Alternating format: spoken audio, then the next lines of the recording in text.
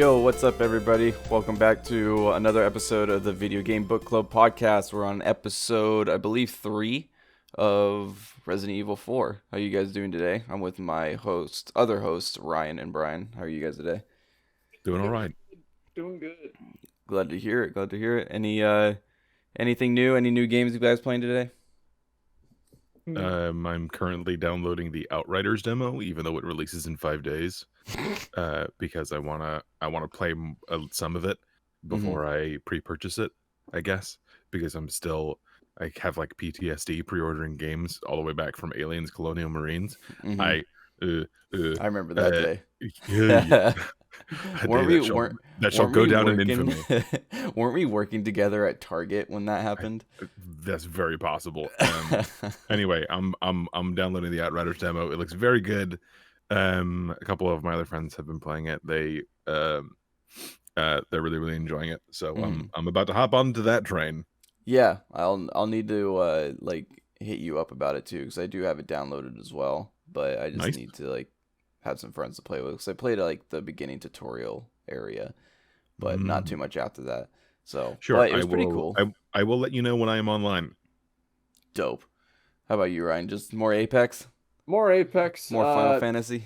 More Final Fantasy. To date, this particular episode, this recording is taking place shortly after the Ring Flare event has completely ended. No more goddamn Ring Flares, so now we can finally just take a deep breath and exhale.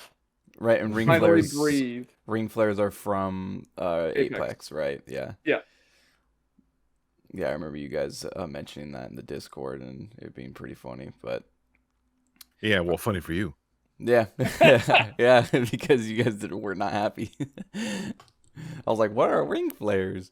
I can't believe I showed up into Apex for oh man, look at all these different events, and I showed up for the one that's like, man, fuck this. That sucks. I mean, at least your fucking game, your what is it? Your battle royale of choice actually has good events. Warzone's been kind of slacking on that. Yeah, not slacking. I don't want to say that the devs are lazy or anything, but yeah, it's been a bit stagnant. But they're basically building up to a big event, but it's just taking a really long time to get there. Got it. Yeah, so I mean, I guess my experience with the Ring Flares would have been better if we didn't play with Matt, who would fly us straight through the center of Ring Flares at the beginning of every other match. That's not so bad. We would just start with 90% health because of that. Flying through a Ring Flare isn't so bad. Ring Hubris, the inability to run away from the ring as it encloses upon you, is the killer of all men. Yeah. That's especially those most foolish. Yeah, flying through them wasn't that bad. Yeah. Yes. Ring Hubris. Ring Hubris. Love to hear it. So last time we ended off, it was the last chapter 3-4. It was the one with Ashley where you played as her, and then it ended as you have your reunion with Leon. So now we're going over all the way through chapter 4, so 4-1, 2, 3, and 4. And we'll get started. 4-1 is definitely the longest of the 4. They throw so much shit at you in just this one. Well, they throw a lot of shit at you in this entire chapter. But as we get through it, 4-1 is the longest. So after your reunion with Ashley, you then head off and find... You've found 2 ornaments so far to unlock that blockade that popped up in, I believe, 3-1. So you still only have 2, and so you still need to get the third one. And you come across a room that has like a pool of lava under it, and there's some weird tiny small platform attached to some gears that are on a wheel, and you go across it to the next area, and you also tell Ashley to wait there while you move forward, which is kind of fucking weird. You just lost her, you just got her back, and now you're just gonna leave her again, which I thought was pretty funny. But so from there, you enter this absolutely ridiculous room with just this room, it doesn't make any sense. The the way Salazar's mansion has to be constructed. I want to know what it looks like from the outside. Like, it's just gonna be the most hodgepodge, and then the one tower that just ascends up into the skybox. Like, I want to know, like, fuck, like, putting together this structure physically, or even like from a design perspective of all these disparate elements just kind of plugged in together like a fucking Roblox set. Like, all this shit put together it's very entertaining from the standpoint of like going from like, especially the like weird gadget, the like medieval nonsense contraption that brings you across. Oh yeah, to that the beginning of this room gear thing. That's what I was talking about. It was that little platform. Yeah, right. that like it's almost like a tone shift almost, because this room is very silly, very entertaining, but very silly. Get to this. When I got to this room the first time, I immediately thought to myself, "Okay, carnival. This castle is an entire fucking carnival at this point." Like the only thing that you're missing, like you got the goddamn carousel in the middle. That if you miss one of the jump prompts, you have to wait 9 seconds before you get another one. Yeah, there's the little turning thing in the middle. Yeah, that exists for no reason, as far as I can tell. You got these dragon boys where I think I ran out of rifle ammo, so I had to resort to the pistol, and that was really frustrating. But you do get the money. You do get some pesetos for beating these guys. They give you little chests, so that's nice. This is where you get the lion figure. What's it called? It's a lion sculpture. Portrait of a lion. Portrait of a lion. Portrait of a lion on fire. Yeah, I like playing these games now. It's just like seeing, like, 'cause back when you're younger, like you don't really think much of it. You're like, oh damn, sick. But then when you're older, you're like, what the fuck is happening? Why are there flamethrowers inside the statues now? Yeah, exactly. And it all, like, seeing these like ridiculous set pieces in this game really make me wonder how they're gonna deal with these set pieces whenever they remake this game. Because I'm pretty sure they're actually working on the remake right now. Yeah. Did you play the original 3, and did you see how much they kept in the remake? Yeah, I played the original 3 a long time ago when I was really young, but I didn't really remember most of it. And then before the remake came out, I rewatched a replay of it with Maximilian dude replaying it. And so I know what happens, and then there's like stuff in RE3 that they like the remake that they left out of the original, which a lot of people do you think they left out? From what I can tell, the big one that they left out was the clock tower. There's a clock tower scene in Resident Evil 3 where you have to go up this clock tower. I can't remember why, but you get something, you come across Nemesis on the clock tower and everything. You don't do any of that in the remake, but no, I don't. Yeah, I don't. You come across the clock tower, you see it, and I believe you actually even fight Nemesis outside the clock tower at the base of it. But you never actually go into it and go to the top. So which kind of sucks, because I remember thinking that, like, oh damn, that it's like the Raccoon City is gonna look really fucking cool at the top of that clock tower, and then we never got that scene. So yeah, that's disappointing. But a lot of people were kind of a decent amount of people were kind of like let down by the remake of Resident Evil 3. It's a good game, but like it's not it doesn't really like live up to the original, I would say, or like do the original justice in a way that Resident Evil 2 remake did for the original. From what I remember, some folks on Twitter were mad that like they spent money, resources, and time like building out the like multiplayer that came with it. Launched, nobody fucking played. But to take that and also cut out / water down parts of the remake, that's where there was a little bit of a little bit of a sour taste in people's mouths playing. And how much did it retail for when it was a full 60? It was a full sale, full 60. Yeah. I got it luckily because around that time I bought a new graphics card for my computer, and it just sometimes when you get graphics cards, like you'll get like 2 free games, and so I actually got Resident Evil 3. One of them will always be Shadow of the Tomb Raider. And I got Resident Evil 3 Remake and the Monster Hunter Iceborne. But so that's wow. how, because I heard Yeah. about Resident Evil 3 Remake and I was like, heard like the criticisms with it and how short it was. I was like, okay, I'm not paying a full 60 for that, but luckily I got it for free. So I got it on sale on Steam. It's like 7 hours max, I would say. I think it's shorter than Undertale. Um, it's okay. mhm. It's No, it's it's good good. and it looks good. I love the way they did Jill. I think Jill's Yeah, I really think she sick in it. looks I all love right. the way they did Carlos because Carlos actually was like really funny in that one. Carlos was such a tool in the I original think the game. most contention in the discussion for that game was definitely about fucking Carlos and his hair. Yeah, I got nothing against it. I I think know. it's unique, but He's a very it's good looking different man. for sure. Yeah, he's buff. He's built.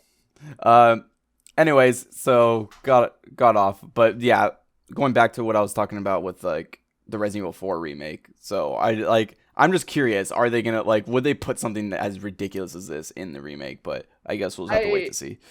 Yeah, I think there's definitely going to be some cuts because we should expect that at this point. Hmm. Yeah. A healthy assumption is to expect cuts. But man, like, what do you think? Like, Salazar has to be in this game, Oh yeah, right? of course. No, he's gonna be. And also that there's like things like I feel like we'll talk about it more in the next episode because it has to deal with like a certain character. But like I feel like there's things that the remake could capitalize on and you go even more in depth about, which I feel like would be really cool because there's a like well I'll explain it in the next episode whenever we play through that section. But there's some things even in this version, the original version of this game that I feel like could have been fleshed out more, and I feel like the remake has the opportunity of doing that. But Well, here's the last thing I'm gonna say about the supposed Resident Evil 4 remake is that the remakes for 2 and 3 were much less campy, and Resident Evil 4 is very campy by nature. Like oh yeah, Sadler, you are small time and stuff like that. Like mm-hmm, that is Yeah. core to this game's identity. So mm-hmm, when Yeah. you go about making a remake in the same atmosphere as the remakes of 2 and 3, mm-hmm, I think it's going to be very different. I am yeah, interested to see how it turns out. yeah. It just had to be a Mhm. perfect blend of the two. I do not envy the developers that are undertaking it. So Yeah, yeah, because how much of it is going to be the devs saying, "Okay, we know what makes Resident Evil 4 Resident Evil 4. We just need to do that, but like put some life into this dog and pony show, textures, physics, bugs, mm-hmm, all that stuff." How much of it is that, and how much of it is some dude at Capcom going, "Can we put a multiplayer mode in it?" yeah, Ugh. That kind of stuff, right? That like, hey, can we cut this room with the dragon stones and the carousel and all that stuff? Like, imagine in the remake, it's just like an encounter room, mm-hmm, like that. Like it's like the night closets in the last part of this chapter. That like imagine like imagine how much resources they save turning a room like this, which is just a massive, I imagine, a massive pain in the ass to mm-hmm, update and redo and all this stuff, all the moving parts in this room, uh, and get told that they have to do specific things with it. yeah, I kind of have the feeling that they have this room because of Devil May Cry. They have all these like lava assets, and they're like, yeah. "Oh, Yeah, this would true. really Same engine, fit huh? Who know? in Yeah, Yeah, a yeah. That actually demon might be shooter." a very good point. Yeah. So yeah. Of like we have all these things we can pull from. We should try to use some of them. mm-hmm, And this game is already really campy. And Hideki Kamiya is the director producer. mm-hmm. Something in that vein. Hideki Kamiya. Thanks. Yeah. But after, so we'll move on. We've been we straight Yeah, moving on, Voted moving this on. room But for a long so time. at the end of the room, you grab the last ornament for the blockade. So then you leave. Get back, Ashley. What was this? Oh yeah, you ride on a little cute little railway cart. But, talking about this place is a carnival. Yeah, exactly. We're just gonna I start calling cotton candy completely next. I completely forgot, but before you go to this area, if you backtrack, go to the area where Luis died and go through the door and like just backtrack all the way with Ashley and go back to an area outside, there's actually a locked door that Yeah, you can do a step jump. yeah, you can boost Ashley through a window and she can unlock it and you get some treasure in there. And apparently, from what I saw on the wiki, apparently you can get the broken butterfly in there. You don't even need to buy it. Oh, Oh you my get it early. god. Yeah, and Ah. I was like, damn, I completely forgot about that. No, I bought it All with right, my money. so of the free guns of Shotgun, Broken Butterfly, RPG, I only found the RPG basically because it was put out on a silver platter in front of me. Great. Yep. So then you go to the blockade, finally, slot in all the ornaments, finally, and then ride another cart to a farther section off in the castle. Kind of a cool area when you ride the second cart, you can actually see like more of the castle like off in the distance. So it's kind of just like a cool little set piece. But then after that, you then go to another part of the castle, like I said, and you come across some more regal looking halls. And then you're tasked with getting the king and queen's grails, but of course each grail you deal with some obstacles. I was reading on the wiki last night when I was writing up the outline for this. Apparently, I think if you play on a normal mode, this is just what the wiki said. So I'll take it with a grain of salt, I guess, but I would think it would be true. Apparently, you only need one grail if you're playing on a normal difficulty, but if you're playing on professional, you need to get both. Motherfucker, son of a I got bitch! Both. Yeah, I got both. Yeah, which to be honest, I'm glad you guys did, because it's like you get to experience both of the set pieces. You have to go through to get them. Because I was about to say, hey, Mr. Run up to the giant and stab it in the back when it one-shots you in every other scenario. How was I supposed to know that I only needed one cup? Like, exactly.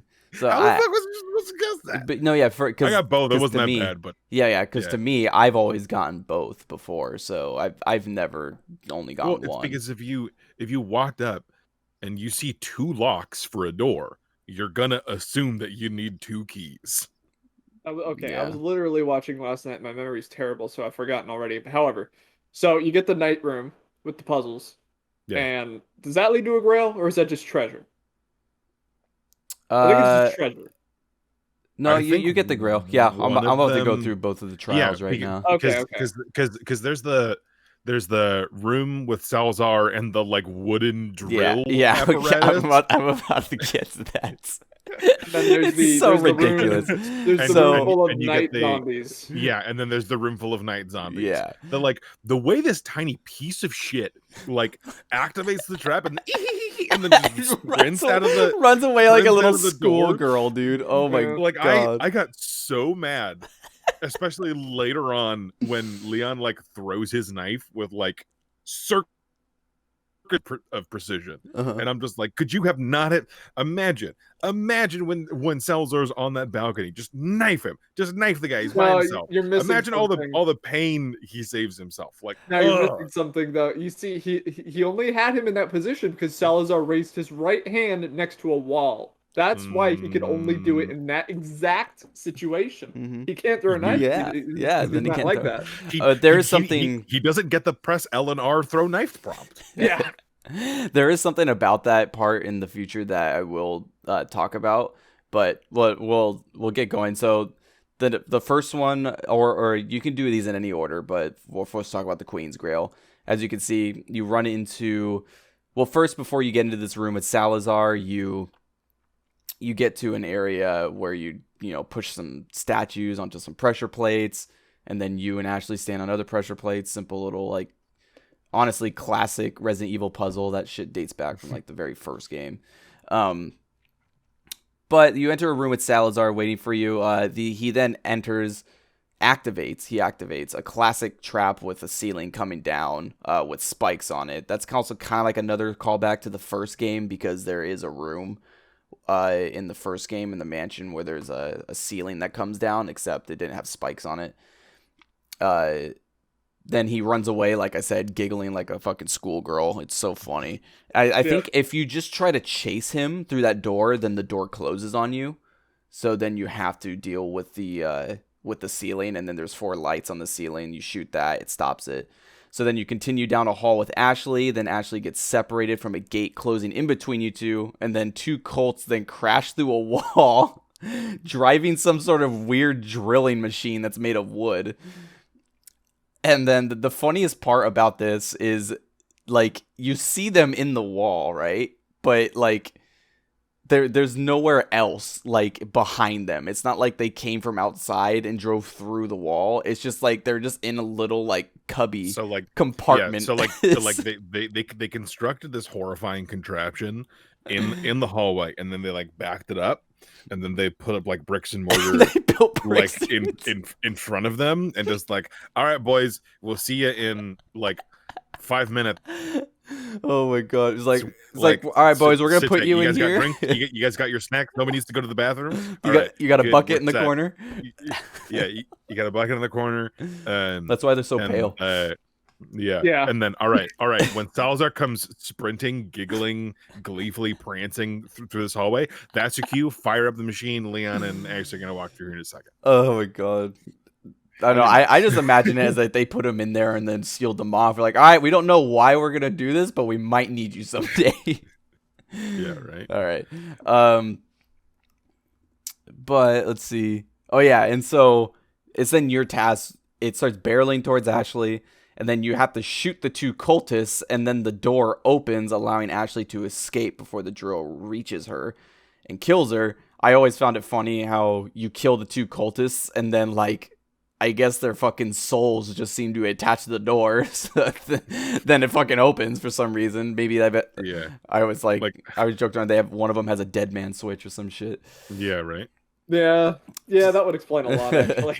Or like Salazar's watching on the camera. It's like, oh, they beat the thing. He pushes the button, the door opens. Like, oh, all right, fine. Okay. All right. Then in the next room, there's a chest. You grab the Queen's Grail.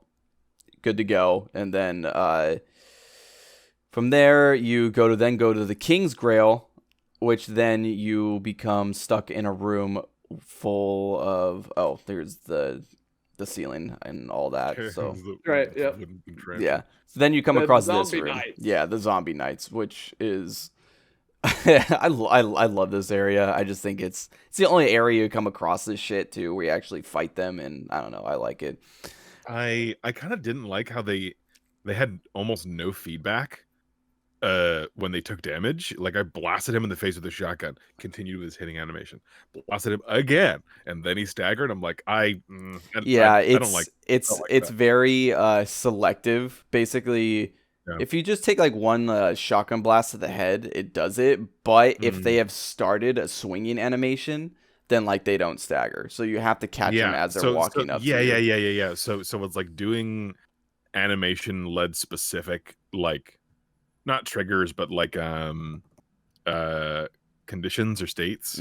Like that it felt really clunky in this game with its really like clunky movement, and you're not looking at them half the time, and it's not like there's a look behind you button, it's you have to turn around button. Yeah. So like trying to circle them around in this room, it didn't feel great. But ultimately it wasn't that bad. Just an old Judy game. Brian, stop being mad about it. Which I said to myself a lot in 4-1. Yeah, I mean, I died a couple times this part because it is kind of like hard, because you do have to kind of like run away, turn around, maybe get like you'll get like one shot off to like pop one of their heads off, maybe get a second one. Who knows if they start the second animation? But yeah, the goal for me was always to like, all right, get at least two of them, throw a flashbang to get rid of their plaga as it pops out. Yeah. And so you deal with 2 waves of these. You deal with 1 wave of 3, and then after you kill those, another wave of 3 comes out. But then you take care of them, and then you take the Grail over to a large door where you have a lot of scythe-wielding cultists and stuff guarding the door. Kill them, slot the whatever. Sorry, losing my train of thought. Cat. That's cat. Yeah, he fucking distracted me. You salt the cups into the statues and the door opens. Yeah, exactly. Come on, Pix. You're ruining my vibe. All right, so after you make your ways through some halls, gathering some things, Leon and Ashley come across a very large circular room with like a giant mucus-covered nest hanging from the ceiling. Yep. And it becomes very well known right after that is that Ashley gets scooped up by the Novista doors, so that's what the nest is for. I found this image. I thought it was really funny. So This is Oh no!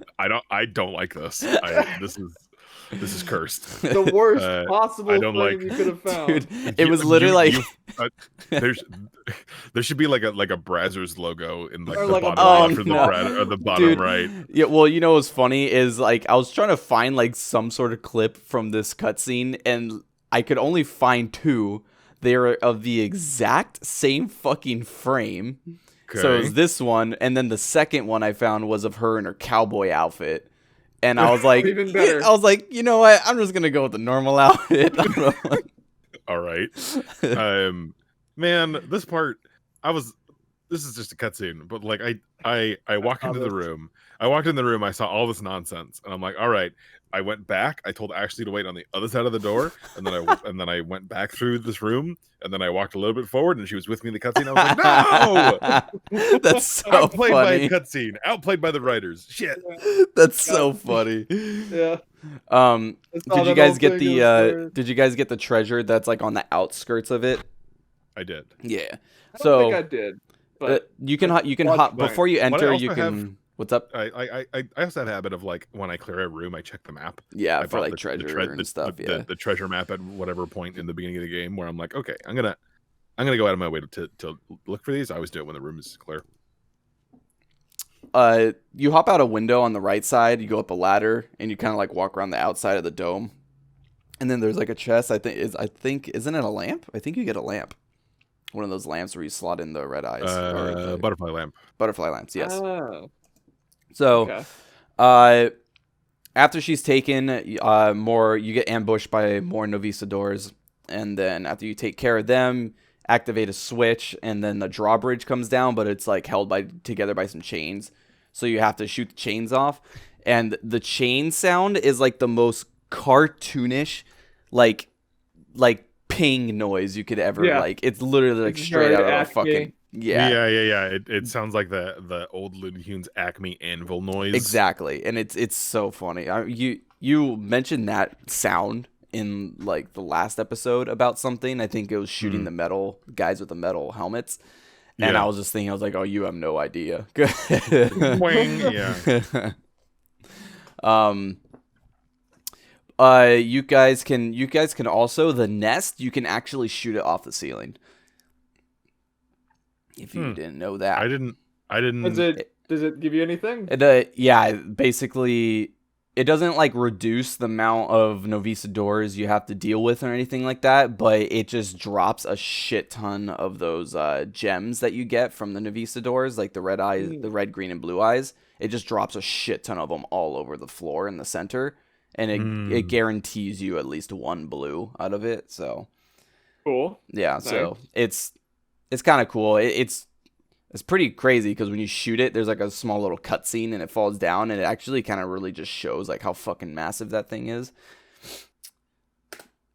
All right, so once outside, Leon gets a call from Salazar, and from there he looks up his binoculars. I think it's in this part where you can actually see Ashley like off in the distance, like being escorted into another area of the castle. Yeah. From there, Leon must fight his way through a tall tower. I believe the tower is actually a clock tower, and cultists are like catapulting boulders at you from a distance from the other side of the tower. So, but once you get inside the tower, you need to make your way to the top to turn on the lever, but then you find that there's like 2x4s stuck in the gears. You have to shoot all the 2x4s out to get the gears turning again.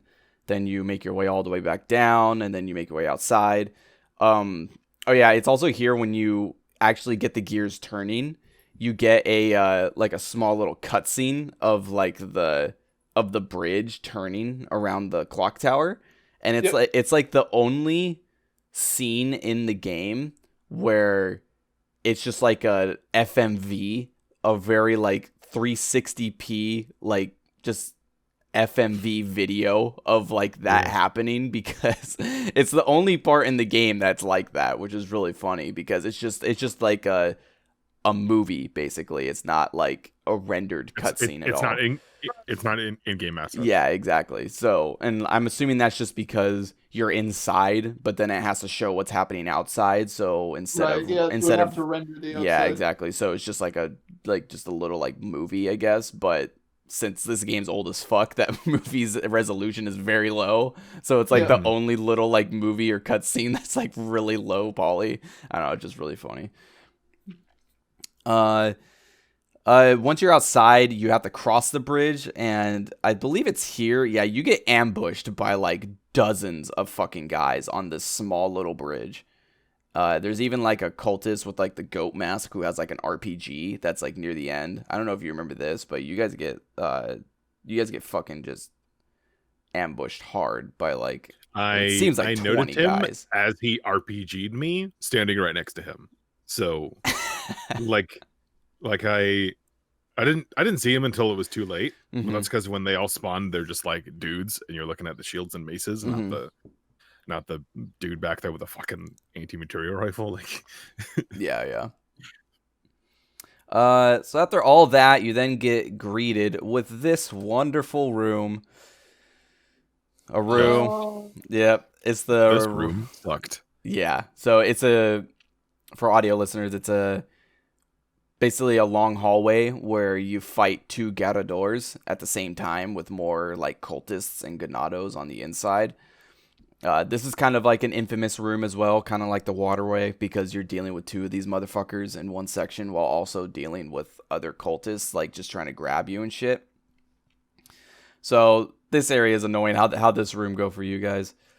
Very poorly. I spent way too long on this room.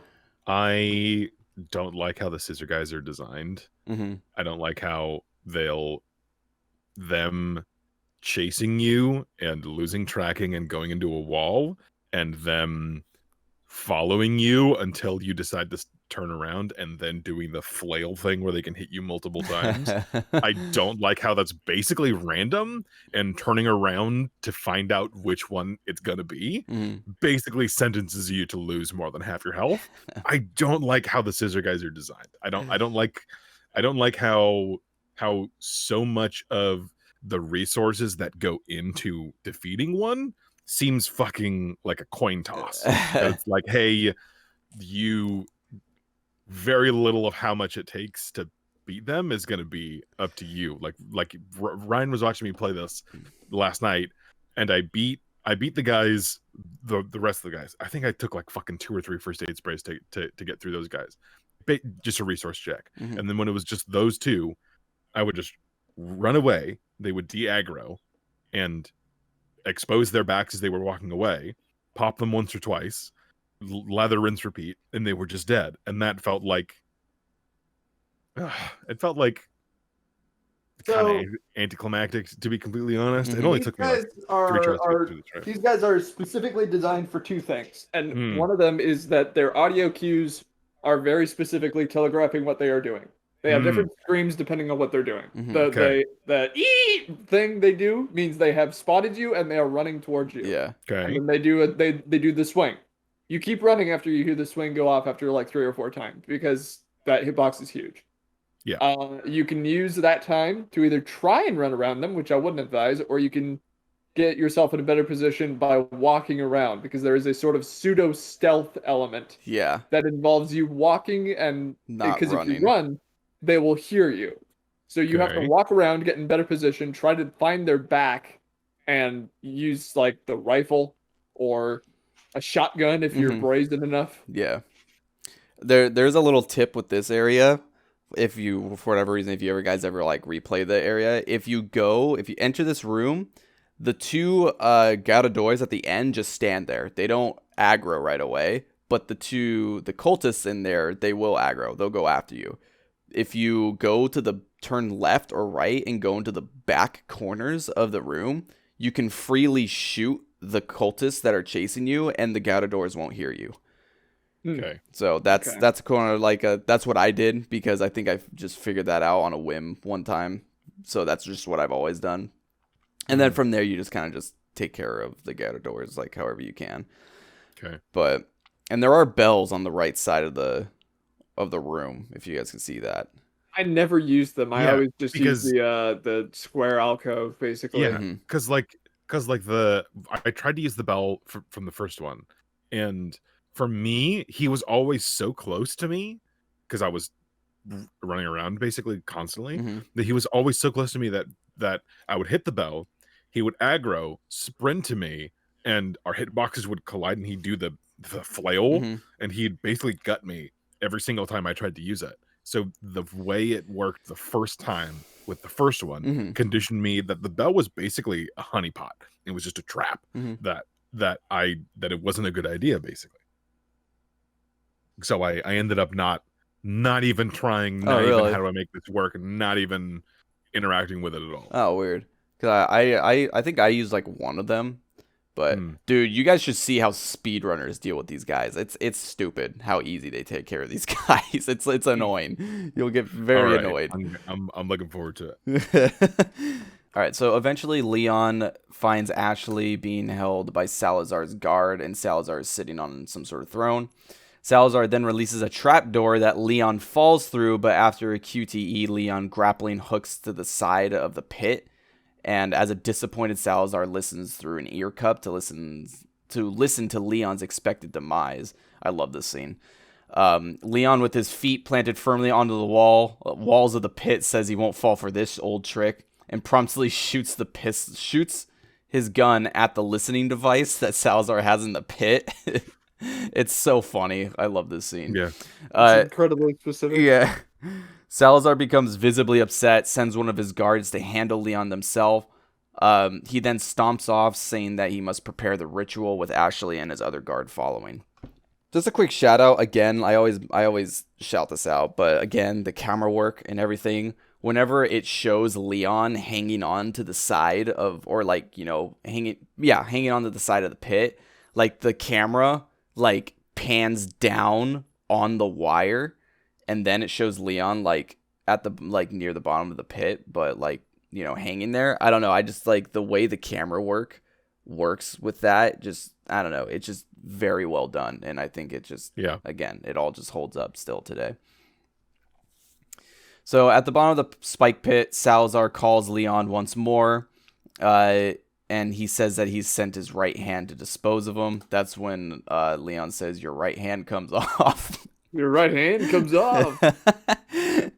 What the fuck are you talking about? And then Salazar pretends to shrug it off like it doesn't bother him, but then he screams, "Die, you worm," causing the phone to like cut out in static because he makes the HUD like all fucked up. Out. Yeah, it's really funny. And like you see like Leon like flinch, like, oh shit. Oh god. After making your way back up, you end up in a waterway. You see that there's something stalking Leon from behind. Then once exiting the waterway, he ends up in some sort of kind of like industrial looking hallway. But as he makes his way down, you get another quick cut of the thing that was stalking him, like sprinting full force down the waterway. He's even like running along the sides of the walls and shit, like some fucking, you know, like xenomorph from Alien. And then when it cuts back to Leon, you hear a loud bang behind you on the door, because that's when it cuts out before the creature that's following you hits the door. You fall down the corridor, and then you begin to get attacked by something. Like there's a tail that comes through the ceiling. Sometimes it comes up through the water, if you're running in the hallway still.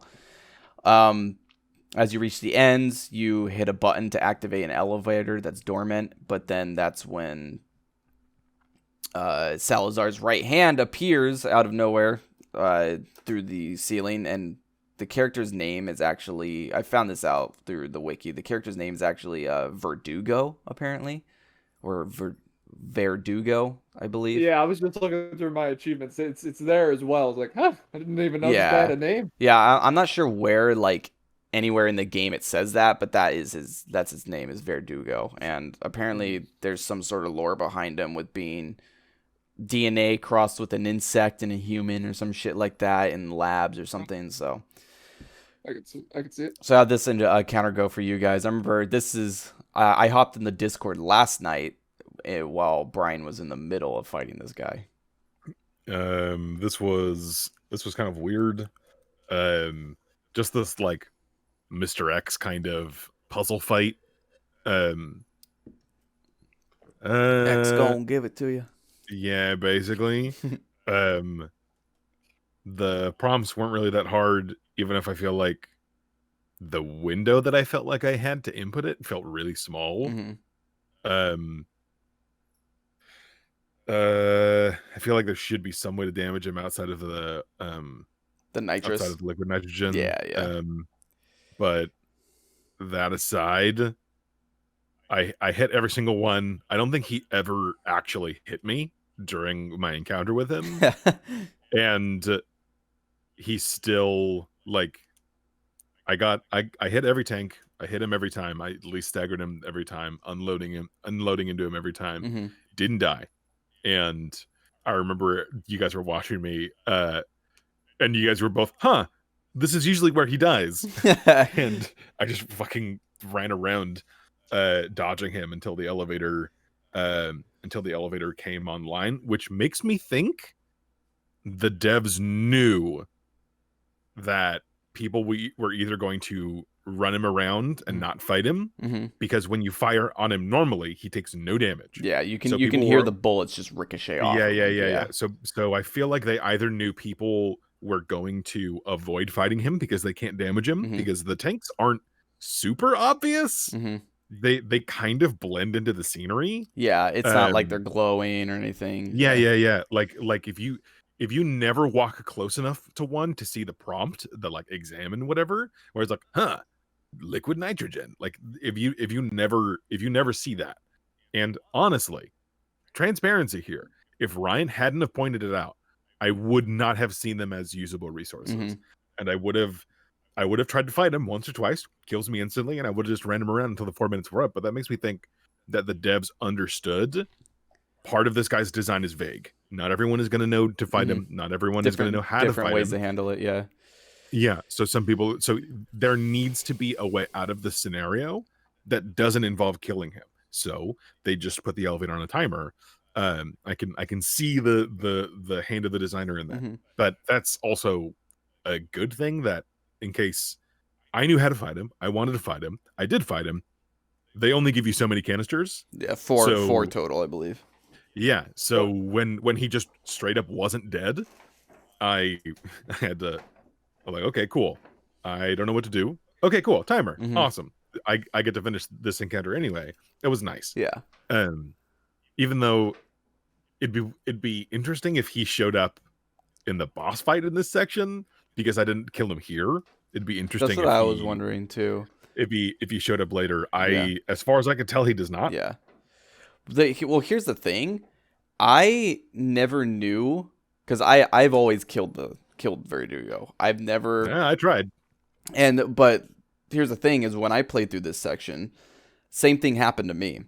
Well, when I played this game back in 2020, when I replayed it back last year, I knew the fight was coming, and so I got a rocket launcher, froze him, shot him with the rocket launcher, fucking blows up in a million pieces. So I was like, okay, cool.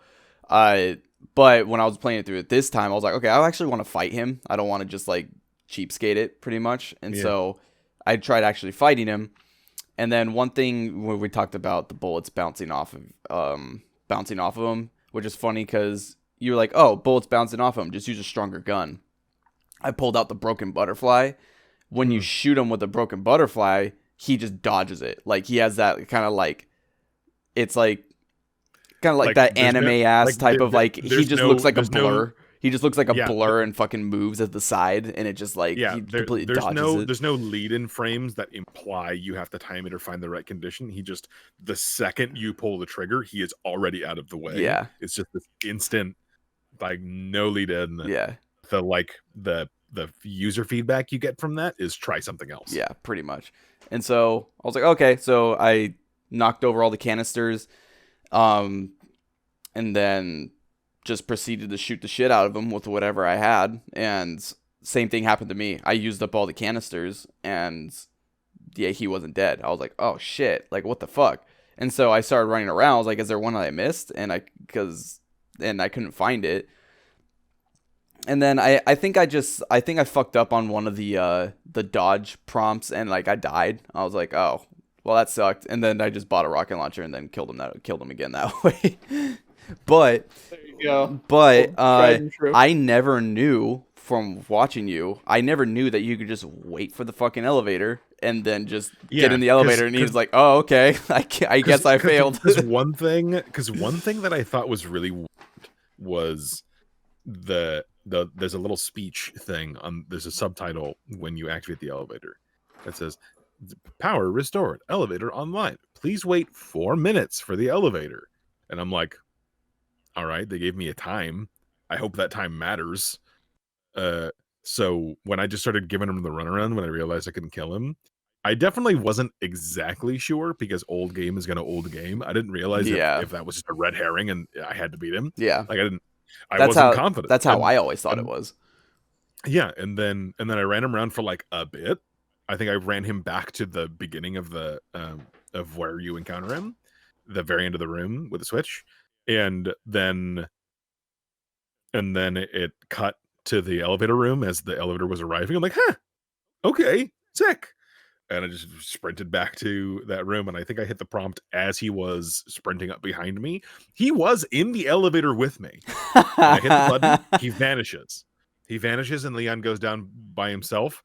Does not look worried about it. I'm like, oh, okay, the power of the elevator. Yeah. So I beat this guy. I actually killed him. It took about 3 or 4 tries because this is a tough fight. Even without this guy, you still have the prompts. And those prompts are like these are the most demanding QTs in a video game to date. And I think like this game is why they are so prevalent for so long, is because like they originated here. Yeah, like and this game and God of War. And like Ryan and I have played Asura's Wrath, right? So oh yeah, well that's we are familiar. We are familiar with demanding QTE prompts. This game has demanding QTE prompts. But regardless of anything else, so I got him toward all the liquid nitrogens, and I was dying a couple times, and I'm like, okay, I'm getting pissed off. Fuck this guy. I think I threw an incendiary grenade at this guy. And I noticed that Brian had explicitly not thrown any grenades, and I'm like, maybe that's enough to push him over the edge. I think that might have done it, because I used all of my canisters and he died on the last one. Oh, okay.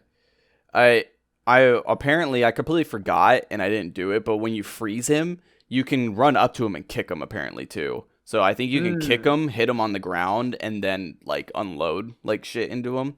But yeah, I just, you know, it's just kind of the thing how you talked about with the El Gigante. It's kind of like, well, when he's staggered, you're not thinking run up to him, you know. But I guess it's also kind of like, well, you know, you spend your entire fucking time like literally kicking people and suplexing the entire time. So I guess it's not too much out of the question that you can just kick a frozen insect man. I agree.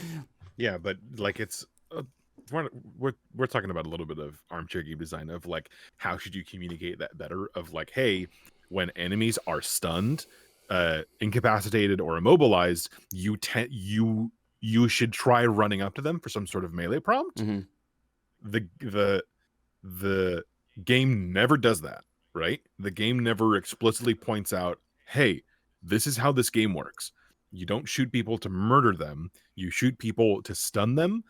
You shoot people to stun them, immobilize them, whatever, knock them off balance, which opens all of them up for some sort of melee prompt. The game never does that. Well, you do get a gameplay manual in the beginning. It does tell you about like kicking and stuff. Which enemies does it show? Does it show that? It just for the Ganados, yeah. Yeah. So it's like the game explains really kind of random stuff and will not explain stuff that people need to know. But that's also, that might be localization stuff. That might be like the person picking up Resident Evil 4 in 2004 or 5 or 7 or whatever has probably knows enough about how Resident Evil works mechanically, game entry to game entry. Yeah, exactly. That they would probably need they need way different things explained to them about how this game works. So some of that is, hey, can you guys explain like a quarter of the shit that I need to have fun at this game? And the other half is, I'm having fun with this game because people who are very familiar with it are telling me how to play it, not the game showing me how to play the game, because the game is kind of bad at it, because the game would be kind of bad at it, because the game isn't really bringing new people in. The game is bringing people in who have gone from 1 to 2 to 3 to now 4. So they only need to talk about the stuff that's new to 4, really. So I'm having fun with the game. I'm enjoying it because people who have mastered it basically understand what I need to know to play it, to be successful, and to have fun. So it's like, but that's also something about how games are designed, built, marketed, and like tutorialized these days that isn't like, I would feel just as mad if the game was explaining every tiny thing to me because it assumed I knew nothing and was a baby who wanted to piss in my sweatpants. Like, I'd be just as mad about that. But like, the way the culture of learning how to play this game works, and like watching Matt play it and watching other people play it who don't know any of that stuff, getting mad about the parts of this game that are just old that it wasn't interested in teaching you about, is a really interesting experience that I think there's a lot to learn from about tutorial games in Capcom in general. But like, how a game teaches you to play, who the game is talking to, right? There's a lot of intention. Some stuff might be accidents, but a lot of it is, if the game doesn't explicitly tell you, it wants you to fuck around, find out, or it assumes that you know, or that you can guess. So it's usually in a couple of those moments where I'm like, all right, nothing obvious to me feels like it would progress it in any way. Okay, I need to think about stuff. I need to stop for a second. What do I have? There's something I'm forgetting, which is like the hallway with the little poundy mallets coming out of the ceiling. I went for it once and I just got smushed into the floor, and then you guys were like, no, there is no way to just run through it. Don't do that. I'm like, okay, think about this, Brian. And then I just did a 360 around me, and I found, oh, there's a lever in the wall right next to me. That is exactly how God intended that, by the way. Yeah, that like straight up, I probably would have tried to sprint through that hallway a good 4 or 5 more times if I was just on my own, just holding W like a fucking ape. Like, I would have tried to brute force that. But this game, played too many StarCraft custom maps to realize no, that shit's impossible. That's not.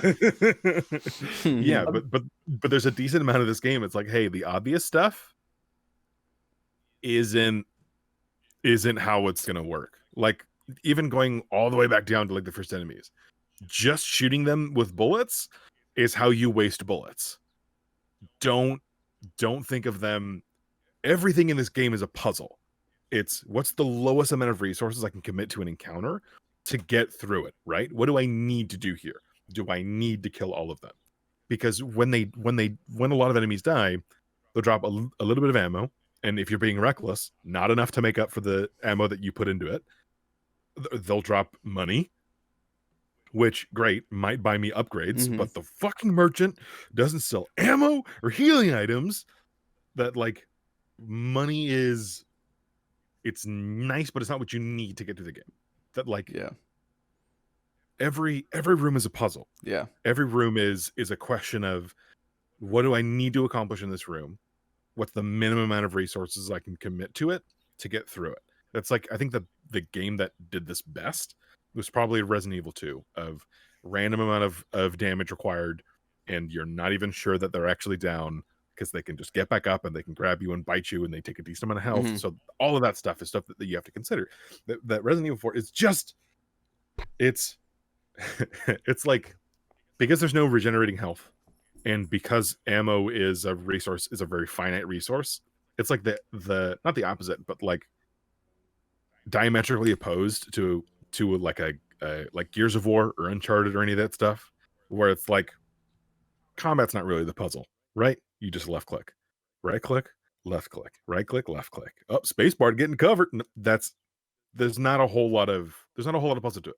This game, however, Resident Evil 4 and Resident Evil 4, and I think 2 kind of boiled it down alchemically to its purest format. But that's something about Resident Evil 4 that I think, once I got that into my head of like, hey, Stop just right-clicking, left-clicking. Stop. It's a puzzle. Yeah, I Think feel about like it. that's how like all like Resident Evil, because even like the remake, it's Yeah. like you're fighting for resources even more in that game, and then especially when you play it on hardcore, which is like what I usually play the remakes on. You just gotta like, oh god, this fucking area has like 2 zombies in it in this hallway, but like I don't want to waste my ammo on them, so you just kind of just like wait for them to get a little close, like pop them in the head so they kind of just like stagger a little bit, like in backstep, and then you just run past them and then go to your next area. So it's just stuff like that. Or if it's kind of like, okay, there are too many zombies in this area, and I know I'm gonna be going through this area a lot, so I'm gonna take care of like kill like 2 of them permanently, and then I'll deal with the other 2 whenever I come back if I have more ammo, or if I'll just like, or if I can't spare the ammo, hey, I only have 2 to run around and not 4. Kind of just stuff like that. Yeah. So, but yeah, the ups and downs, So from that, let's see. Oh yeah, after going through, that's after you defeat him and go down the lift, or if you just run away from him going down the lift, that ends chapter 4.1. So that's the longest chapter of this one. And then you move on to... I was very happy to be on the other side. So after right before this ends, you do get a cutscene. You get a cutscene of like an outdoor area. It looks very industrial. There's lots of piping, a lot of like canisters and all that. So it's an area you don't know about yet, basically. But you hear Sadler giving commentary, talking to someone, but then it pans into a throne room and he's speaking to someone kneeling before him. Salazar talks about how, not Salazar, Sadler is talking about how Salazar is having problems with dealing with the quote-unquote American pig. And it's shown that Sadler is talking to someone named Krauser. He asks Krauser to go get Ashley and deal with Leon himself. Krauser then abides, standing up, and you get this close-up image shot of him. This is the first time you've seen Krauser. No, this is not a character from any other game. This is a brand new character. You don't know who this is. So I remember thinking when I first played this game, I was like, oh, this must be like a character from another Resident Evil game I never played. But no, this is just a completely brand new character. And then that is where chapter 4-1 ends. So then continue on to 4-2. You then make your way, you find yourself into some sort of mining area, kind of like a mining shaft. Here you can also find another memo from Luis, actually. It's more research on the Plaga virus, more lore. Basically, it talks about how the Plaga was sealed away by the first Castellan, and now Salazar resurfaced, which we knew by now from Salazar's memo in the previous episode. But they also talk about how they found the Plagas to be in a fossilized form, but suspiciously still seem to be alive in a way. Weeks later, after surfacing them, villagers began to act more savage, and it was found that, of course, the cause of it was that they're infected from the Plaga. And they found out that basically the Plaga had been lying in a dormant state, but a dormant state at like a cellular level. That's basically what the memo was talking about. And so these villagers and miners basically breathe in spores basically from this Plagas. So almost basically just like kind of like Last of Us style. So you make your way forward. You come across a large open area like this one, which has a giant drill. So this is basically ground zero of the Plaga virus. This is where it basically all happened. So if you think about it, you like technically Leon's breathing in probably spores around this area, but he's already infected, so it's not that big of a deal, I guess. Here you can also find like fossilized remains of Plaga near the drill. You can actually like see it, which is kind of cool. So this encounter just involves you bringing down some dynamite from a mine cart while fighting off ganados, blowing up a boulder that blocks a path and all that. So just a short little encounter. Once you clear this room, though, you end up in a large open area that has a pool of lava beneath you, and this is where you end up fighting 2 El Gigantes at the same time. Mm-hmm. This is why I kept my rocket launcher. I knew I needed a justification. You knew you needed it at some point. Yep. So, as you guys know, one of them's easily disposed of by opening the floor in the middle. dropping one of them into the lava while you take care of the second one, like any normal El Gigante that you've been facing before. So, Ryan, how did this encounter go for you in your first time through? No, this is another room that I did a bunch of times, and fruitlessly I attempted to dunk both of them in the pit, even if they were both on it. Only one of them would go inside of it, Yeah. and when that happened, it would push another one outside of the pit because mechanics. So after I did that, another couple, I want to say 5 or 6 times. Well, the first time I just ran out of bullets shooting this other guy, and I was like, okay, well, I and I'm an idiot, so I didn't know what to do. So I tried a bunch of times to figure out how to kill this other guy, and I used the rocket launcher. And it occurs to me, like, if I was just being patient, I could have just dunked the other guy in there as well and not used the rocket launcher. But I didn't do that, so I just dunked one in, shot the other dude, and left. You can only dump one in at a time. Not Right, at a not time, at a but time. Sorry, I worded that wrong. You can, in the entire encounter, you can only dump one in. oh, that's Yeah. right, because it shuts down and you can't do Yeah, anything. like Okay, so I was right. Yeah, you have to fight at least one of them like normal. Okay, I feel better then. Thank goodness. I remember me and Ryan, we were watching you, Brian, play this part. We watched you play like almost like most of this section last night. Yeah, actually, because I started in the. So you guys watched me play 4-1, 4-2, 4-3. You started what? You started where? Because you cut out for a second. I started in the second half of 4-1 because I remember. I started when I got Ashley back. So I played a decent amount of. I played a decent amount of this last night. Yeah. Good 2-3 hours. And like a good amount of it was Ryan demanding that I hold on to the rocket launcher. He wouldn't tell me what for, but like when I got to the room with the two scissormen, I was like, man, I feel like I could just rocket them both. And then Ryan just leans into the microphone and says, that would be the wrong move. And like, okay, I guess I'm just gonna hold on to the rocket launcher. And he also told me to push the statues. He said, I'm gonna give you a hint. I didn't. Okay, I didn't okay, yeah. I'm gonna elaborate. Like he told me, hey, there's a game mechanic in this game from the beginning of the game. Was the last time you used it. You need to use that mechanic. You have, for a fact, forgotten about it. And I'm like, racking my brain. I cannot figure out what it is. Just give it to me straight. He said, walk up to the statue. And there was a push prompt. And I'm like, holy shit. I forgot about pushing. I forgot about movable objects. That's so funny. And that happens in games a lot, where they give you a puzzle about a mechanic that is like, oh right, that mechanic. I completely forgot about that. Yeah, but it's like I got to this room, and I'm like, all right, I have a feeling this is where I use the rocket launcher, and I'm like, all right, let's test some stuff out in this room while I have a second. Pull the lever, the door opens. I'm like, okay, I need to remember that, and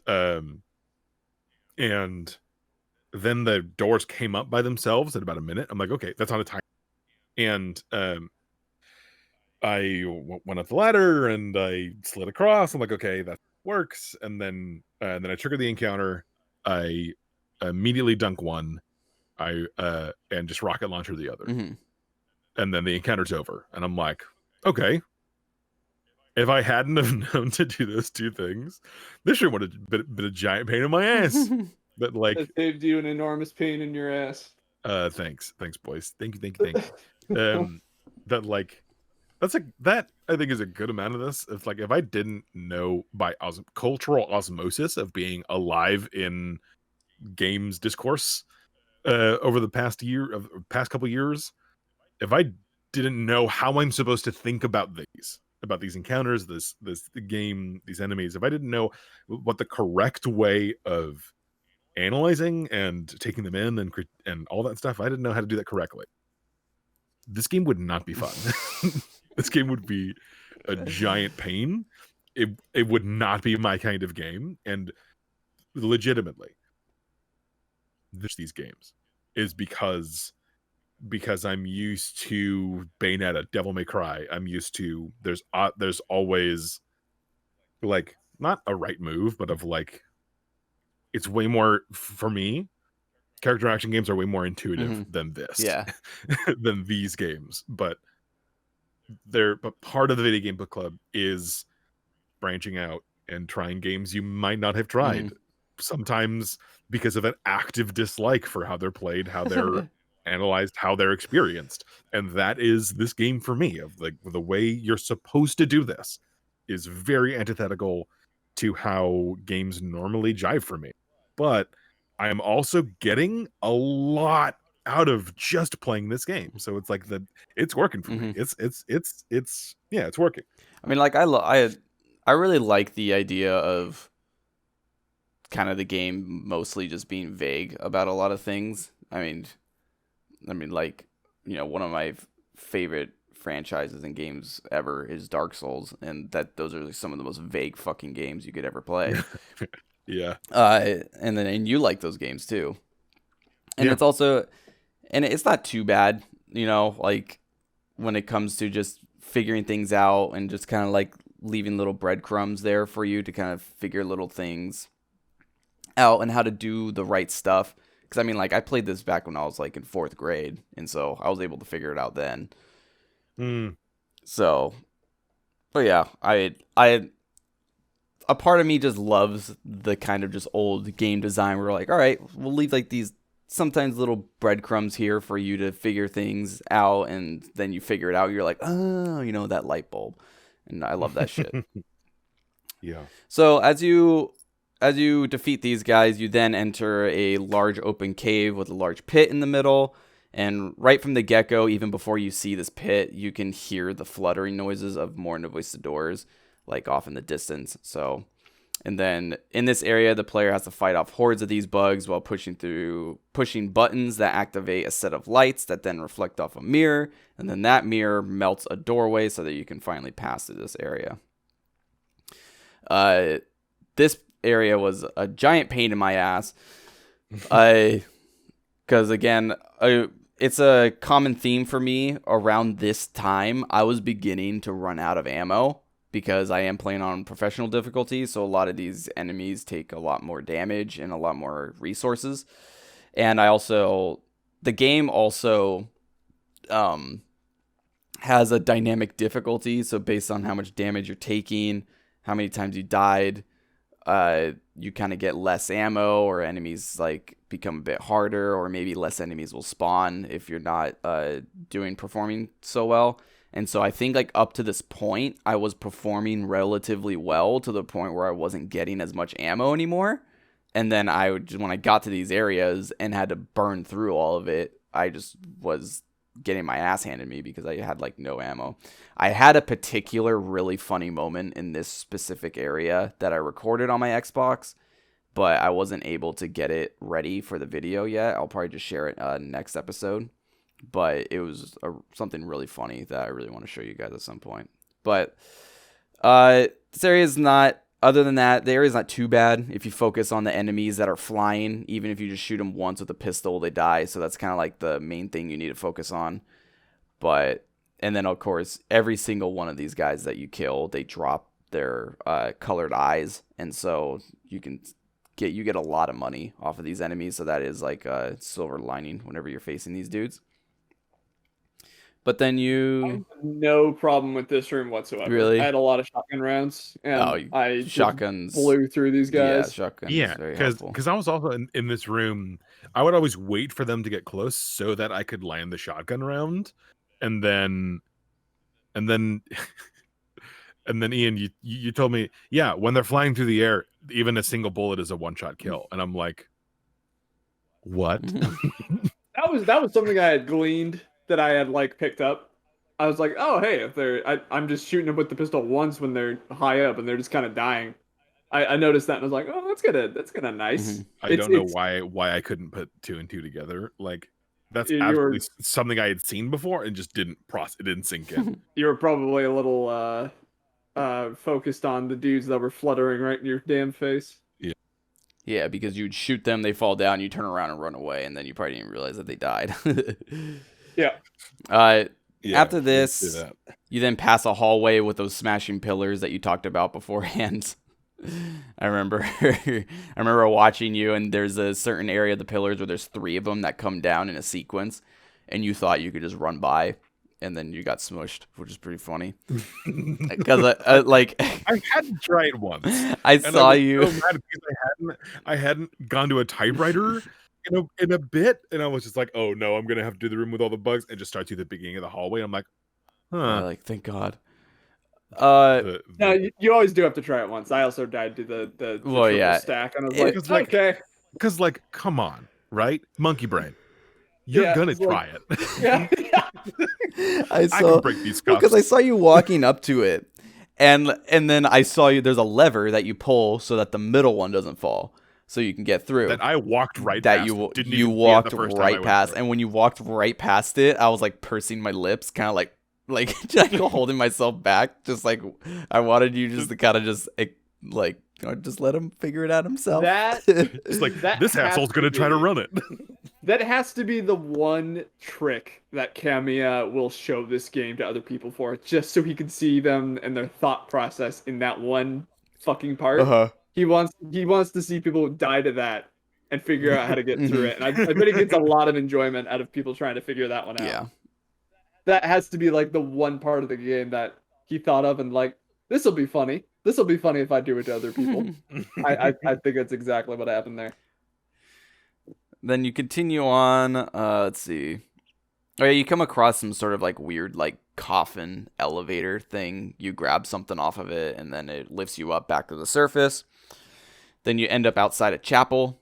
Fight through some ganados that are around a bonfire, and then the door's locked. Surprise! And then, oh yeah, when you go up to the surface, that ends chapter 4-2. I forgot to mention that. So we're now in 4-3. So this starts becoming a recurring theme with the whole fucking game. Find a locked door. Shit, I need a key or I need a seal. You backtrack, find a different path, go through some, sequence of events that involve you probably dying a few times, grab the thing, and then go back to the door and unlock it. So it's probably about the 4th or 5th time this happened to the game. Lather, rinse, repeat. Exactly. So you go to New Egypt in this. Oh yeah. So you end up underground. Yeah. Again, as like you just got to the surface, but now you go underground again. You come across some like sandstone looking structures, I guess you could say, where you encounter more ganados, some chainsaw enemies. This particular area, the ground's covered in traps. So after clearing this room, you deal with another spike ceiling trap with some other Las Plagas spider things like, attacking you while you're dealing with that. Then after that, you head off to find a minecart, and you jump into the minecart and ride these series of minecarts down a railway while fighting off more ganados as you're, barreling down this track. This part took me a few times because, again, I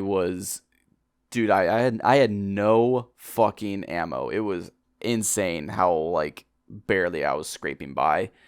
I probably had, at this point, you do knock over some vases, get some handgun ammo, some shotgun ammo here and there, but for the most part I probably just had like 15 9mm bullets, maybe like 6 shotgun shells, and like maybe 6 or 7 rifle rounds. That's all I had for this area.